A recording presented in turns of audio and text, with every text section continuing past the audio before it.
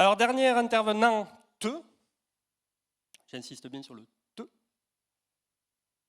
vais vous la présenter rapidement. C'est quelqu'un qui a débuté sa carrière en Angleterre, à Londres, dans une grande société d'événementiel. Elle a donc bossé dans beaucoup de pays d'Europe, aussi en Russie, en Égypte. Après, elle est revenue en France, plutôt dans le sud. Dans les années 2000, elle a travaillé, en fait, elle a mis toutes ses compétences market, vu que c'est une femme du marketing, au service des entreprises de l'agroalimentaire et du tourisme aussi. Et il y a presque une vingtaine d'années, elle a créé le cabinet 4V, qui est spécialisé dans le marketing et le tourisme. Depuis 20 ans, elle est consultante, elle est coach. Donc, elle accompagne quotidiennement des entreprises touristiques. Et elle a à la fois cette vision marketing, mais quand elle accompagne des entreprises, elle intègre à l'intérieur la vision qu'elle peut avoir de se dire il faut intégrer aussi le facteur humain comme une clé quand on veut accompagner une organisation, qu'elle soit une petite entreprise ou une grande entreprise. Je vous demande donc d'accueillir quelqu'un que je connais assez bien et que vous avez dû comprendre que c'est Véronique Vidal.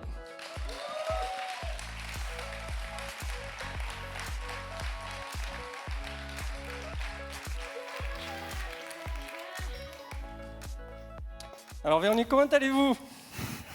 Est-ce qu'on vous a branché votre micro? Normalement, ça marche. Ouais, ah, bon. C'est bien, ça marche. Alors Véronique, je vais me faire un petit plaisir, c'est-à-dire je vais vous voyer alors que je tutoie absolument tout le monde sur cette scène. Mais ça, c'est mon petit plaisir à moi, parce que c'est très compliqué de faire ça à son épouse, hein, en fait. C'est pour ça. Donc vous avez choisi de nous faire part de « Il était une fois des pionniers ». Alors j'ai dit que vous accompagnez beaucoup d'entreprises dans votre métier, et vous avez sans doute rencontré des pionniers, donc vous avez choisi de nous faire quelque chose qui finalement est un vrai TEDx. C'est-à-dire vous allez nous raconter des histoires, si j'ai compris, des histoires de pionniers. J'ai mis ce slide derrière vous parce que j'ai pas réussi moi à comprendre la citation. Mais je vous laisserai en discuter avec Véronique lorsque vous la croiserez tout à l'heure. Véronique, est-ce que vous avez la télécommande? Je vous la laisse. Ça me perturbe que tu me dises vous. C'est un bonheur indescriptible. Merci beaucoup. Véronique, il était une fois des pionniers, vous pouvez l'applaudir.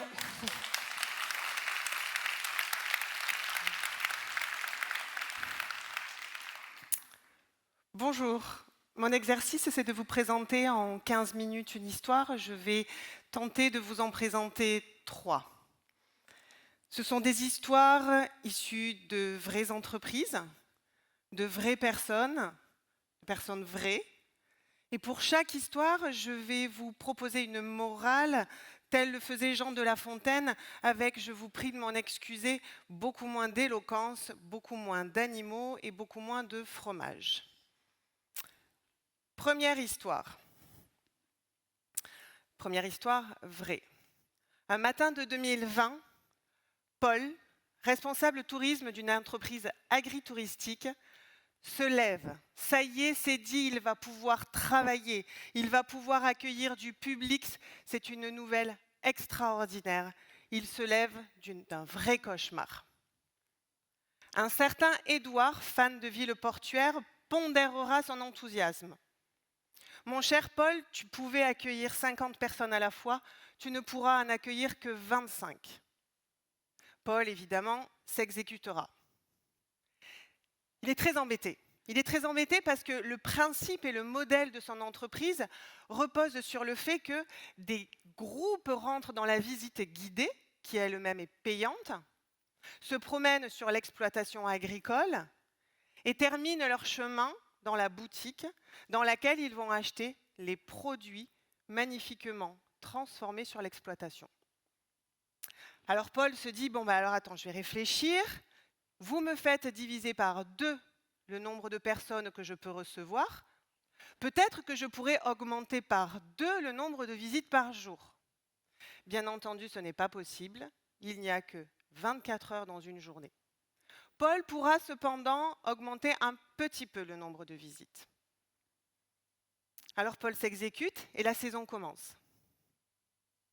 Et là, il se passe des choses que Paul n'avait pas imaginées, qu'ils n'avaient pas anticipé. Lors des visites guidées, les visiteurs et les guides se mettent à échanger. À 50, ça n'était pas possible, personne ne prend la parole dans un groupe de 50, alors que dans un groupe de 25, les gens se mettent à échanger avec les guides. Malgré les masques, les langues se délient. Lorsque les visiteurs arrivent dans la boutique, ils ne sont que 25, il y a de la place, ils ont accès aux produits, ils peuvent lire, ils peuvent s'informer. Les guides qui, eux, sont disponibles et avec qui ils ont créé du lien, peuvent discuter avec eux, leur font déguster les produits. Les visiteurs achètent, repartent heureux. Quel est le résultat de cette année 2020 dans cette entreprise ? Moins 25% de visiteurs. Pourtant, un chiffre d'affaires 2020 supérieur au chiffre d'affaires 2019. Des clients heureux, je vous le disais, un grand nombre d'avis, un nombre d'avis supérieur en 2020 aux avis de 2019, en quantité.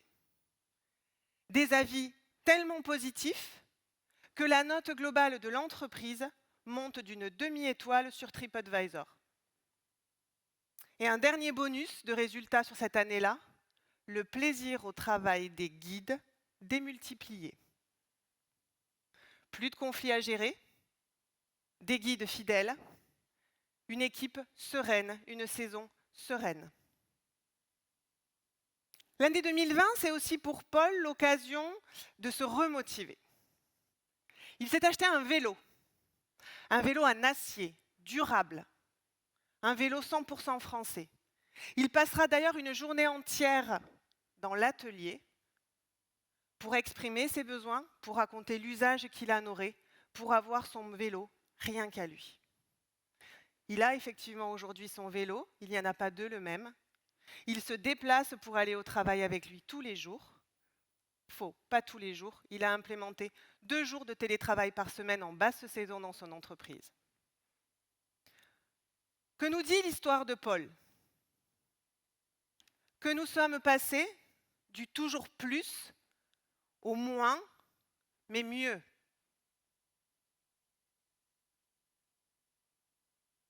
Deuxième histoire, vraie. Alice est responsable, propriétaire de 3 établissements sur Paris. Avec son mari, ils ont décidé de revenir dans le sud. Leurs 3 établissements, ce sont des restaurants. Ils doivent donc trouver une solution pour gérer et diriger leurs établissements. Ils recrutent donc un directeur qui sera motivé, engagé, extrêmement professionnel pendant ces 3 années. Au bout de 3 ans, il fera un burn-out. Alice, qui connaît bien la citation d'Einstein, la folie, c'est de se comporter de la même manière et d'en attendre des résultats différents, ne réitère pas ce modèle. Elle ne veut pas que travailler pour elle veuille dire souffrance. Alors, elle entend un jour parler un certain Zobrist. Zobrist lui-même se nomme le dirigeant fainéant. Il a été appelé à la tête d'une entreprise, Favi, dans l'est de la France. C'est une entreprise qui fabrique des pièces mécaniques pour l'industrie automobile.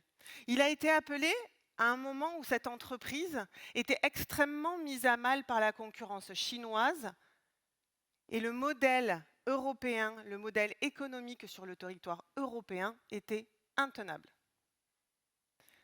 Favi, avec Zobrist à sa tête, va changer de modèle, il va sauver l'entreprise. Alice s'informe, Alice se forme. Ce nouveau modèle organisationnel, managérial, repose sur la responsabilité, sur l'autonomie, sur la confiance. C'est un modèle qui repose sur l'idée que celui qui fait, c'est celui qui sait, donc c'est celui qui décide. C'est un modèle qui repose sur le fait qu'on peut enlever toute la strate managériale qui ne sert qu'au contrôle et qui ne produit pas. C'est un modèle organisationnel qui remet la raison d'être au cœur de l'entreprise et qui en fait la boussole absolue, boussole qui permet à chacun de savoir à quoi il appartient et à quoi il contribue. Alice est décidée, elle veut passer le pas, elle mobilise ses équipes. Il y a des doutes, il y a des peurs, il y a des discussions houleuses, il y a des collaborateurs qui partent. Mais ça y est, elle bascule, elle change de modèle. Les 3 entreprises sont aujourd'hui des entreprises libérées.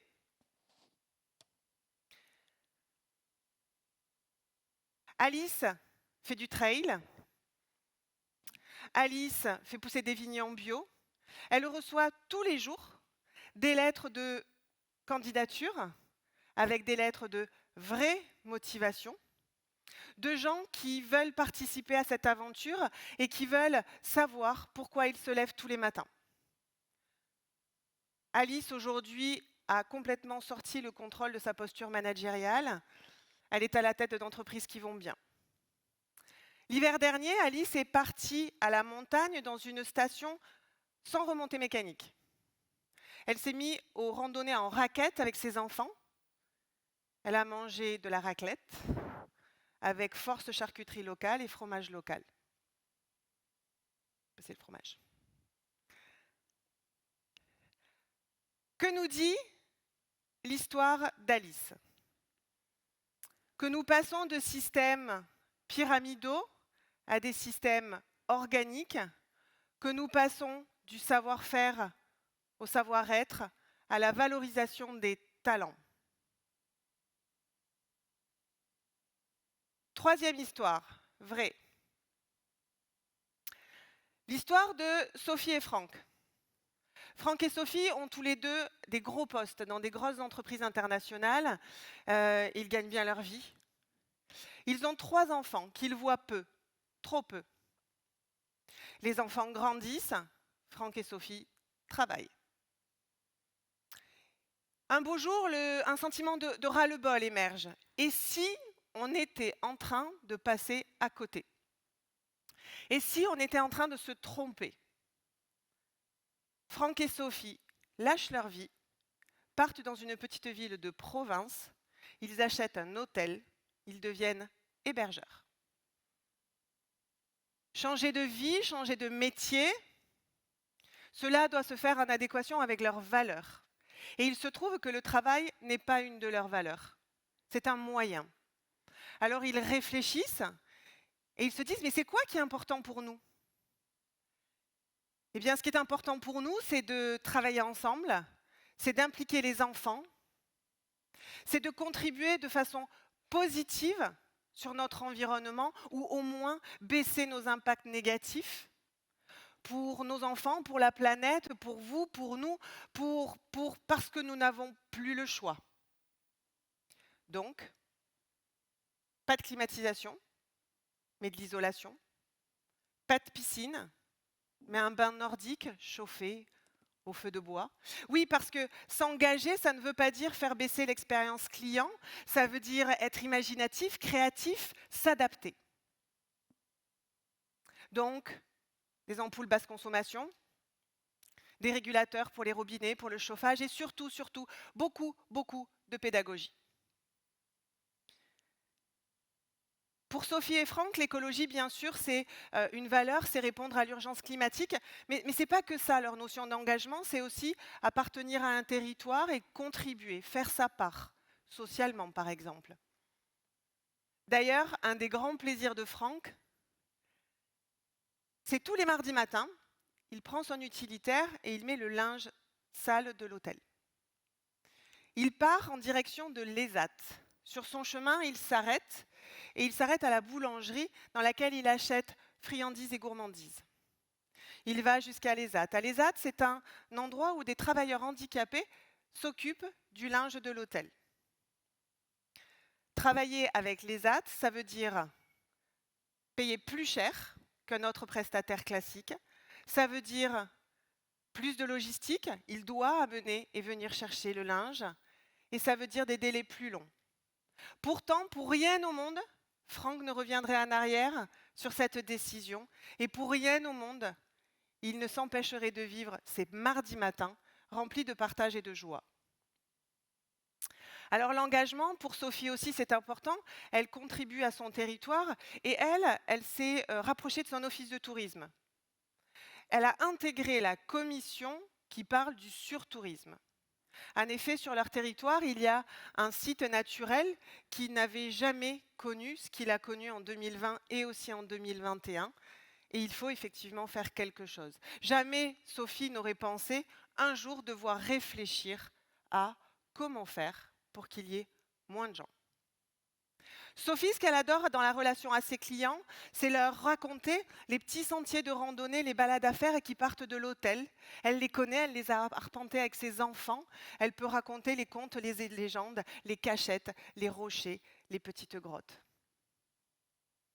Franck, lui, ce qu'il adore, parce que c'est un gourmand, c'est faire découvrir et réveiller la gourmandise de ses clients.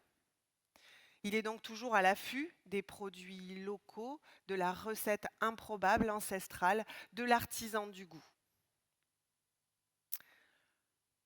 Le projet pour Franck et Sophie cette année, c'est l'achat d'un fourgon.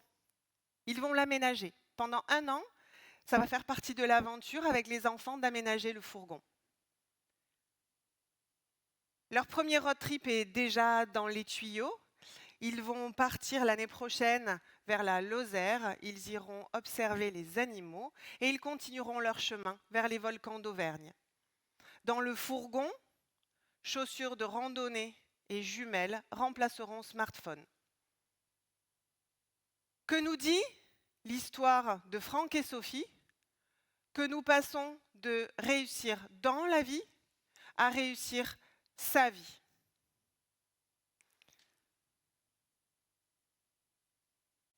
Ces 3 histoires ont-elles une genèse Covid?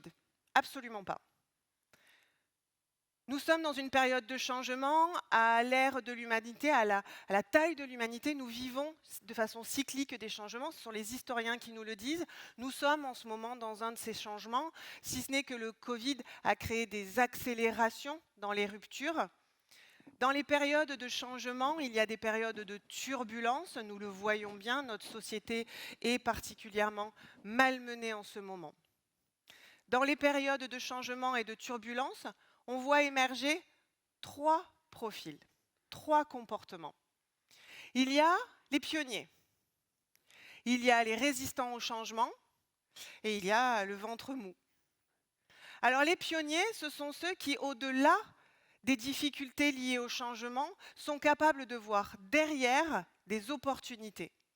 Ce sont des gens qui veulent participer à la création des nouveaux modèles. Les résistants au changement, eux, ce sont des gens qui sont face à un mur de peur face à ces changements et qui s'arc-boutent sur leurs vieux modèles. Le ventre mou, lui, attend de savoir des 2 premiers qui gagnera et il décidera à ce moment-là. Paul, Alice, Franck et Sophie, bien entendu, sont des pionniers. Suite à ces 3 histoires vraies, je voudrais juste vous partager un questionnement, à vous, à nous. Tout d'abord, quel talent avons-nous pour réussir notre vie?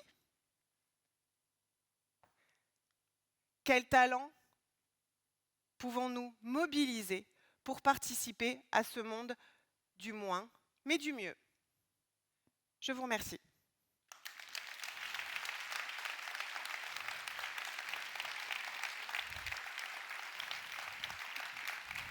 Merci beaucoup. Merci beaucoup Véronique. C'était également assez inspirant. Ça m'a filé des ouh. C'était un petit peu ouh. Mais on a tenu le timing, il est 10h15. À partir de 10h45, vous allez avoir une nouvelle salve d'atelier, donc je vous invite à bien prendre votre programme. J'ai l'impression que ça a assis la salle. Et tout le monde est comme ça.